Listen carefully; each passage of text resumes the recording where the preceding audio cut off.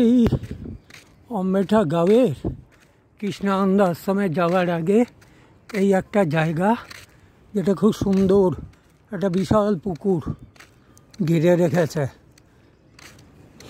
এখন এমনি লোকজন বলছে আজকে সুয়াগাঁও চলে যাও।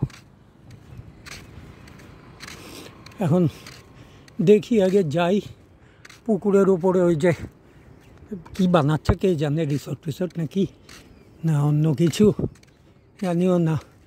আর ওই হচ্ছে আশ্রম পরিসর, এই বোধহয় এটা পড়ে আশ্রমের মধ্যেই পড়ে নাকি।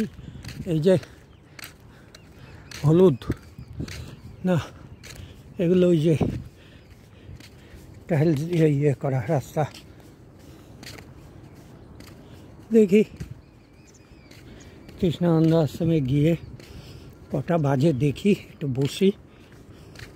আসলে কৃষ্ণানন্দ আশ্রম যা বোঝা যাচ্ছে অনেকে অ্যাভয়েড করবে। আর আজকে আমার প্রথম দিন, আবার চালু করলাম। আজকের তারিখ হচ্ছে 19শে ডিসেম্বর 2024। তা দেখি এখন যাই, আগে বসি। কত কিলোমিটার হাঁটলাম পেডোমিটারেও দেখতে হবে। আর রোদ কি ফেটে পড়ছে একেবারে।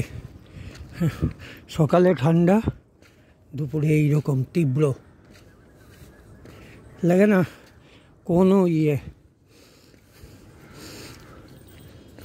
দেখি ঠিক আছে, আশ্রমের চূড়া দেখা যাচ্ছে, যাই, পরে আশ্রমের ভিডিওটা করা যাবে। নর্মদে হার।